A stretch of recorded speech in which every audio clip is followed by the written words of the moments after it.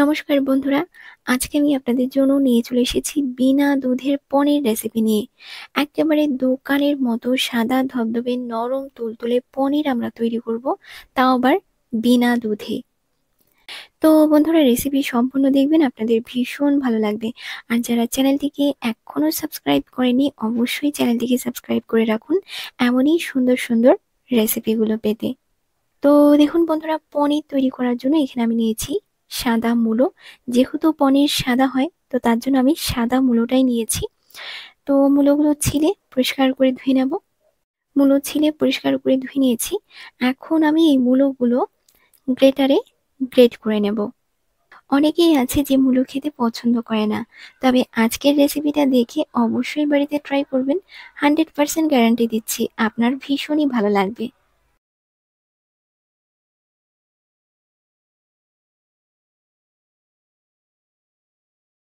তো বন্ধুরা দেখুন, আমি মূলোটা গ্রেট করে নিয়েছি। তো এখন আমি নিয়ে নিলাম এর মধ্যে অল্প একটুখানি লবণ, মানে পরিমাণ মতো লবণ নিয়ে নিলাম। এখন নিয়ে নিচ্ছি হচ্ছে অল্প একটুখানি ময়দা। ময়দাটা অল্পই দেবেন, বেশি দেবেন না। ময়দাটা বেশি দিলে পনিরগুলো কিন্তু শক্ত হবে, তো তার জন্য ময়দাটা অল্পই নেবেন। এরপর দেখুন আমি নিয়ে নিচ্ছি একটা ডিমের সাদা অংশটা। একটাই ডিম আমি নিলাম, আপনারা চাইলে এর থেকে বেশিও ডিম দিতে পারেন। আর শুধুমাত্র সাদা অংশটাই নিলাম, হলুদ অংশটা দেব না। হলুদ অংশটা দিলে তো পনিরগুলো হলুদ হয়ে যাবে, তো তার জন্য আমি শুধুমাত্র সাদা অংশটাই নিলাম। এখন এটাকে খুব ভালো মতো মিশিয়ে নেব।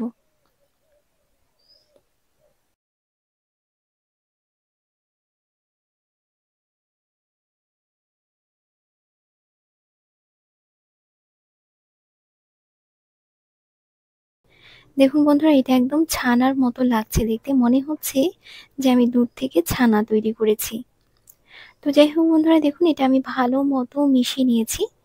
একদম ছানার মতো লাগছে দেখতে। তো যাই হোক, এটা আমি এখন একটা বাটিতে ঢেলে নেব। তো দেখুন এখানে আমি একটা বাটি নিয়ে নিয়েছি। আর এই বাটিটাতে আমি অল্প একটুখানি তেল লাগিয়ে নেব। বাটিতে তেলটা ভালো মতো লাগিয়ে নিয়েছি, এখন আমি এটা বাটিতে ঢেলে নিচ্ছি। আর একটু ছোট বাটি হলে ভালো হতো, আমার কাছে ছোট বাটিই নেই। তো যাই হোক দেখুন, আমি এটাকে খুব সুন্দরভাবে সমান করে নিয়েছি। তো এখন আমি এটাকে জলের ভাপে ভাপিয়ে নেব।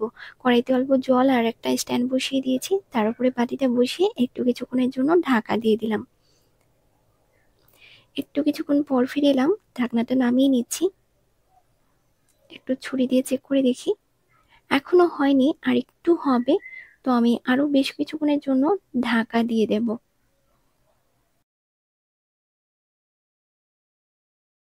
বেশ কিছুক্ষণ পর ফিরে এলাম, ঢাকনাটা আমি নামিয়ে নিচ্ছি।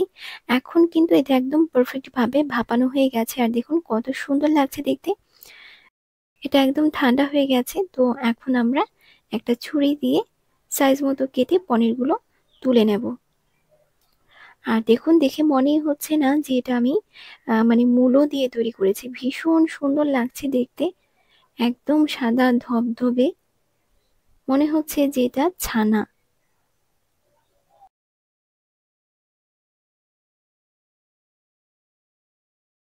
তো দেখুন, এটা আমি সাইজ মতো কেটে নিয়েছি। তো আমি একটা চামচ দিয়ে তুলে নিচ্ছি, তুলে আমি আপনাদেরকে দেখাচ্ছি। এই দেখুন কত সুন্দর হয়েছে, ভীষণ সুন্দর লাগছে দেখতে। বন্ধুরা, সবগুলো পনির আমি বাটি থেকে তুলে নিয়েছি। আর এই পনিরগুলো না আমি হাত দিয়ে একটুখানি শেপ দিয়ে দিয়েছি। ওই যে বললাম যে বাটিটা একটু ছোট হলে ভালো হতো, তো বাটিটা অনেকটাই বড় হয়ে গেছে, তো তার জন্য এই যে এরকম চ্যাপ্টা চ্যাপ্টা হয়েছে। তো তার জন্য আমি এই যে এইভাবে করে শেপটা দিয়েছি। দাঁড়ান আমি আপনাদেরকে দেখিয়ে দিই।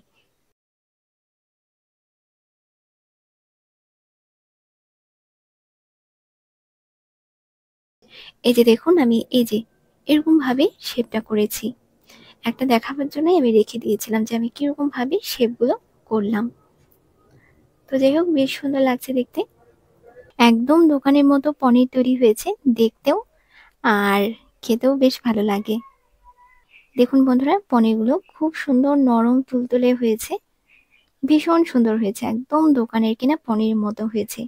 তো যাই হোক, চলুন তাহলে এখন আমরা রান্নাটা করি। আর কমেন্ট করে অবশ্যই জানাবেন যে পনিরগুলো কেমন হয়েছে। তো বন্ধুরা, কড়াই বসিয়ে দিয়েছি, কড়াইটা খুব ভালো মতো গরম করে নিয়েছি। কড়াইতে আমি দিয়ে দিলাম পরিমাণ মতো সর্ষের তেল। তেলটা খুব ভালো মতো গরম হয়ে গেছে। তেলটা কড়াইয়ের চারিদিকে একটু ছড়িয়ে দিলাম, আর তেলে দিয়ে দিলাম অল্প লবণ আর অল্প হলুদ। পনিরগুলো হালকা করে ভেজে নেব। দেখুন তেলে দেওয়ার পরে মনেই হচ্ছে না যে এটা আমি দুধ ছাড়া পনির তৈরি করেছি। ভীষণ ভালো লাগছে দেখতে। পনিরটা আমি যেরকম তৈরি করতে চেয়েছি একদম সেরকমই হয়েছে। ভীষণ খুশি লাগছে আমার। হালকা হাতে উল্টে পাল্টে পনিরগুলোকে ভেজে নেব।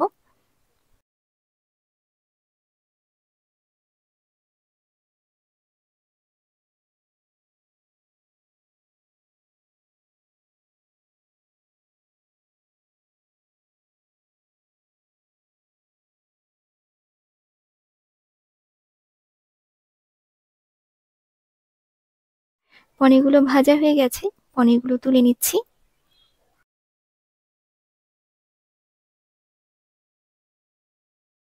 দোকানের কেনা পনিরগুলো ভাজার পরে ঠিক এমনটাই লাগে দেখতে। দেখুন কত সুন্দর লাগছে না? তো যাই হোক, এরপর ফোড়নে আমি দিয়ে দিলাম অল্প একটুখানি জিরা, একটা শুকনো লঙ্কা, আর দিয়ে দিলাম একটা তেজপাতা। ফোড়নটা ভাজা হয়ে গেছে, তো দিয়ে দিলাম চেরা কাঁচা লঙ্কা, পেঁয়াজ বাটা, আদা রসুন বাটা। মশলাটাকে একটুখানি ভেজে নেব।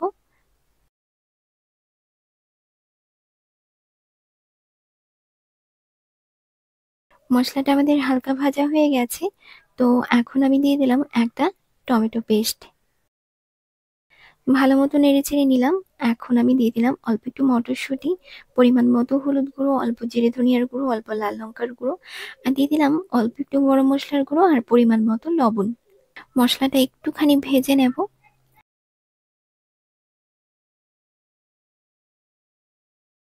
মশলাটা আমাদের ভাজা হয়ে গেছে, তো মশলাটা কষানোর জন্য অল্প একটুখানি জল দিয়ে দিলাম।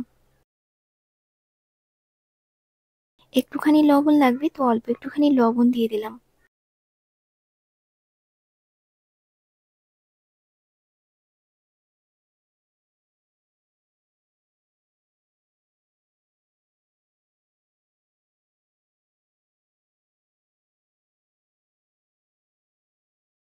বন্ধুরা, মশলাটা আমার কষানো হয়ে গেছে, দিয়ে দিলাম পরিমাণ মতো জল। বেশ কিছুক্ষণ ঝোলটা একটু ফুটিয়ে নেব, তারপর আমি এর মধ্যে পনিরগুলো দেব।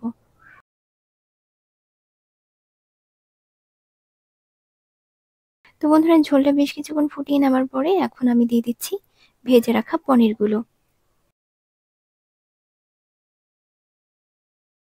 হালকা হাতে একটুখানি নেড়েচেড়ে নিচ্ছি।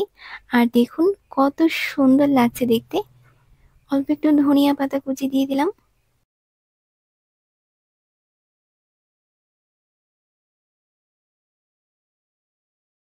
আর একটু কিছুক্ষণ গ্যাসের আঁচে রেখে তরকারিটা আমি নামিয়ে নেব। একেবারে ইউনিক একটা রেসিপি। মূলো দিয়ে তৈরি করা পনিরের এই রেসিপিটা দিয়ে আপনারা ভাত, রুটি, লুচি, পরোটা যাই খান না কেন খেতে কিন্তু অসাধারণ লাগে। আর দেখুন কত সুন্দর হয়েছে তরকারিটা। তো বন্ধুরা, আপনারাও ঝটপট বানিয়ে ফেলুন, আপনাদেরও ভীষণ ভালো লাগবে।